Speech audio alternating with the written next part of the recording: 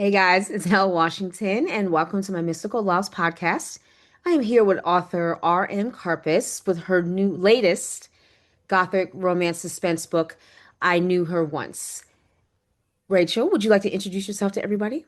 Sure. Hey, Al. Thanks for having me. I'm really Sure. happy to be here. I am author R.M Carpus, but everybody calls me Rachel. You can call me Rach on the socials, or if you ever meet me in person, my first name is Rachel. It's really nice to be here. I'm so excited. Absolutely, definitely. And thank you for definitely taking the time to come on, definitely the podcast. So let's go ahead and jump right into it.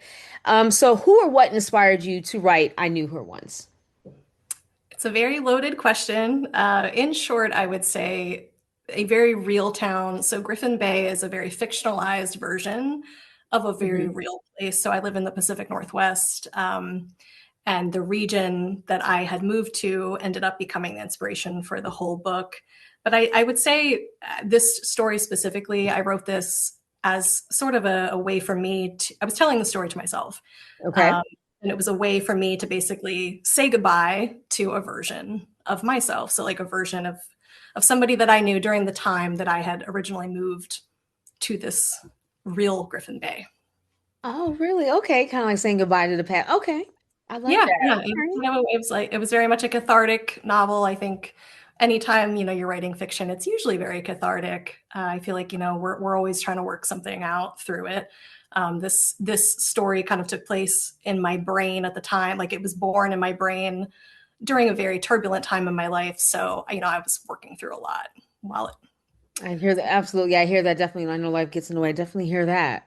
So with Yeah. that being said, how was it going into the next question? How was it creating your main character, Rose Harper? And was there any other characters? You don't have to go so much into detail. That was like a challenge to write. Yeah, yeah, for sure. So Rose was pretty easy to write because I just saw her so vividly, and truly all of the characters, they were very real to me. They were very vivid people because like most fiction, it was very much inspired by real places and real people and people I actually got to know. And some people that I'm still friends with to this day and stay in touch with. And so they were very real characters to begin with. They were inspired by real characters and very real personality traits and mannerisms. So they were easy to write. And Rose, especially, she was very vivid because there's so much in there that I could relate to within her. Okay. I like Or, that.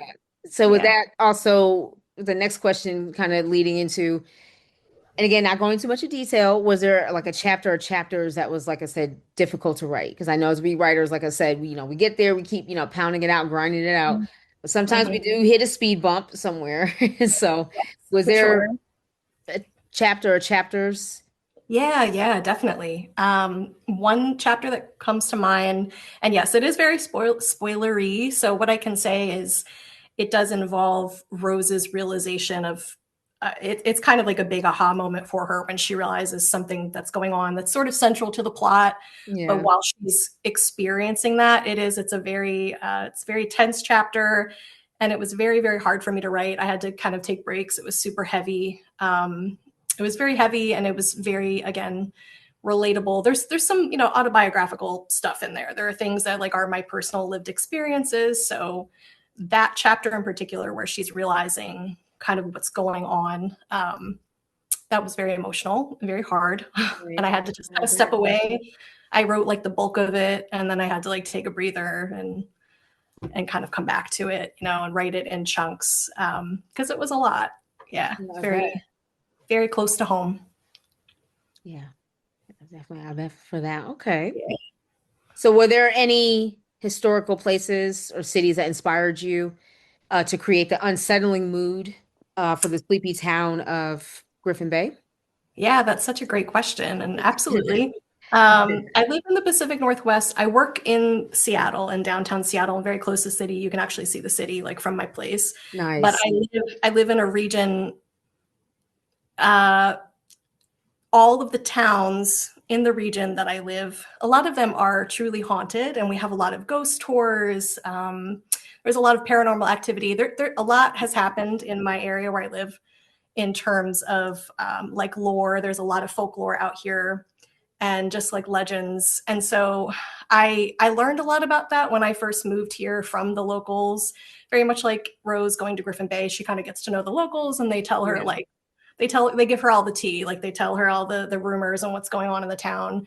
And I definitely experienced that here. So I've traveled over the last few years to the surrounding towns where I live, and we have a lot of like haunted houses, creepy places, and this whole region, it just naturally inspired the story because it's so moody. And if you live here, like like it's very moody. It could be hailing 1 second, and the next minute you're like shrouded in fog and you can't see, and you're just convinced everything's watching you through the trees. And it's a very magical, atmospheric place to begin with. So it just kind Right. of really lent inspiration for the book in that way, also.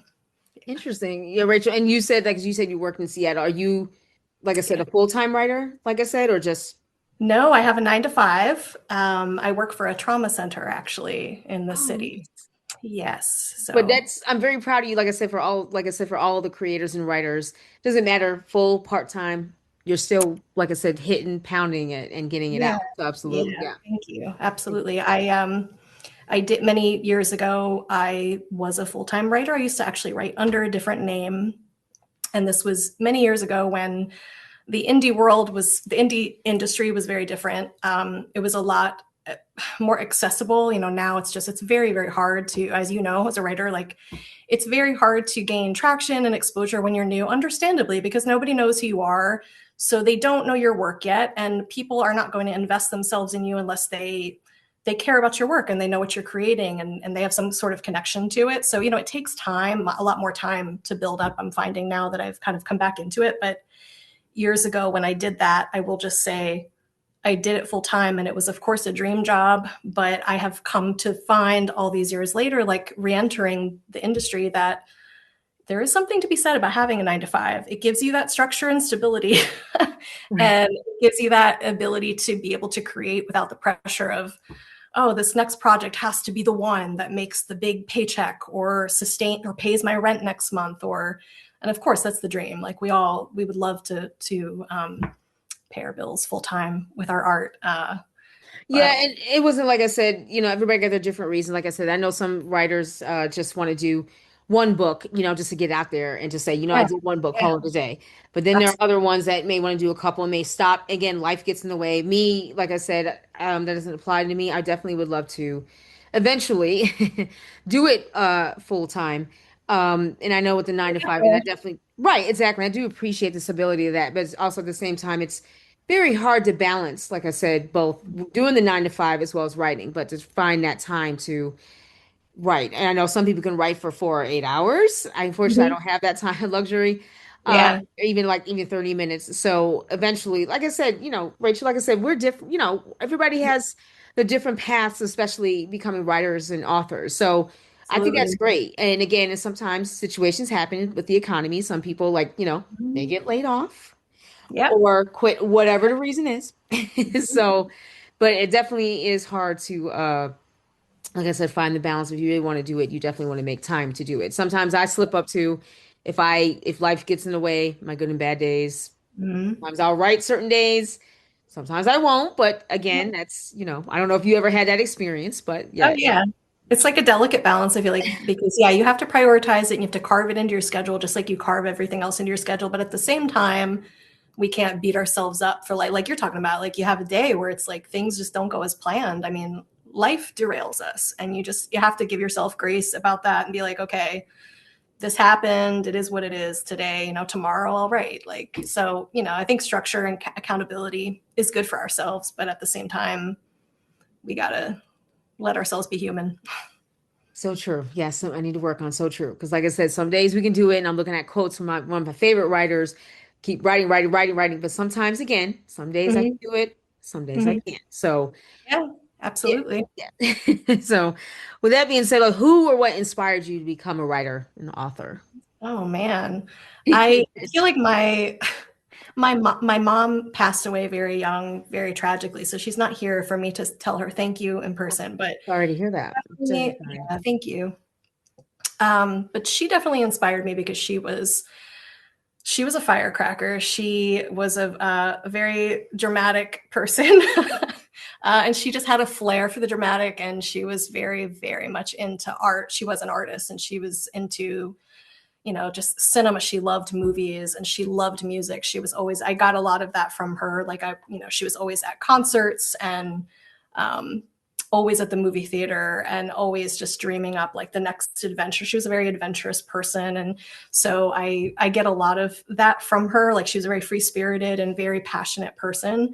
And also I'd say from movies, I was such a geek, like movies, my love for film made me just a weird kid. First off, I was like spinning around my room when I was 7 years old. I was always pretending to be like Wednesday or Morticia Addams. It depended on my mood, usually Lydia from Beetlejuice. I like any movie that I was obsessed with as a kid. I was like dressing up in my room, talking to myself.